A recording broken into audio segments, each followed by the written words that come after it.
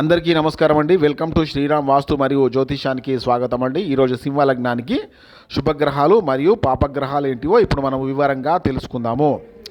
వీళ్ళకు తులారాశిలో ఉన్న శుక్ర భగవానుడు వీళ్ళకి ఎప్పుడైనా పాపగ్రహంగా ఉంటాడు. మరియు వృశ్చిక రాశిలో ఉన్న కుజ భగవానుడు ఎప్పుడైనా వీళ్ళకు శుభగ్రహంగా ఉంటాడు. అలాగే ధనురాశిలో ఉన్న గురువు వీళ్ళకి ఎప్పుడైనా శుభగ్రహంగా ఉంటాడు. అలాగే మకర రాశిలో ఉన్న శని భగవానుడు వీళ్ళకి ఎప్పుడైనా పాపగ్రహంగా ఉంటాడు.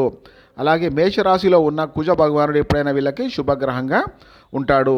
అలాగే మిథున రాశిలో ఉన్న బుధుడు వీళ్ళకి ఎప్పుడైనా పాపగ్రహంగా ఉంటాడు. అలాగే కర్కాటక రాశిలో ఉన్న చంద్రుడు వీళ్ళకి ఎప్పుడైనా న్యూట్రల్గా ఉండడము జరుగుతుంది. అనగా అటు మంచి లేదు ఇటు చెడు లేదు, న్యూట్రల్గా ఉండడము జరుగుతుంది. ఇంకొకటి 11వ స్థానం, లగ్నం నుంచి 11వ స్థానం ఎప్పుడైనా ఒక మంచి చేస్తే మళ్ళీ వెంటనే ఇంకొక చెడు కూడా చేస్తుంది.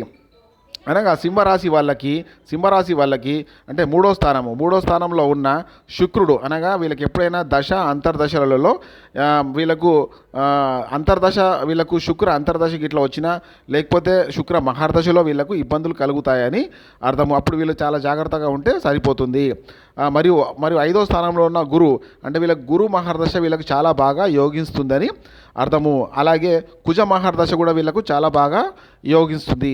అలాగే శని మహర్దశ వీళ్ళకు అసలు బాగుండదు.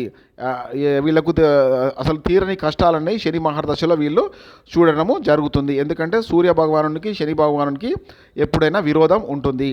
అలాగే వీళ్ళకు కుజ మహర్దశ అంటే 9లో ఉన్న కుజుడు అంటే మేషరాశిలో ఉన్న కుజుడు ఈ కుజ దశ లేక కుజ మహర్దశ కుజ అంతర్దశ జరిగిన వీళ్ళకు విపరీతమైన మంచి జరగడము జరుగుతుంది. మరియు మిథున రాశిలో ఉన్న లేక మిథున లగ్నంలో ఉన్న బుధుడు వీళ్ళకు దశ అంతర్దశలలో వీళ్ళకు ఒక మంచి చేస్తే మళ్ళీ ఒక చెడు చేయడము జరుగుతుంది. అలాగే కర్కాటక రాశిలో ఉన్న చంద్రుడు వీళ్ళకు న్యూట్రల్గా ఉండడం జరుగుతుంది. అంటే ఈ దశలో వీళ్ళకి అటు మంచి జరగదు, ఇటు చెడు కూడా వీళ్ళకి ఎటువంటి జరగదు. Okay, thank you for watching అండి.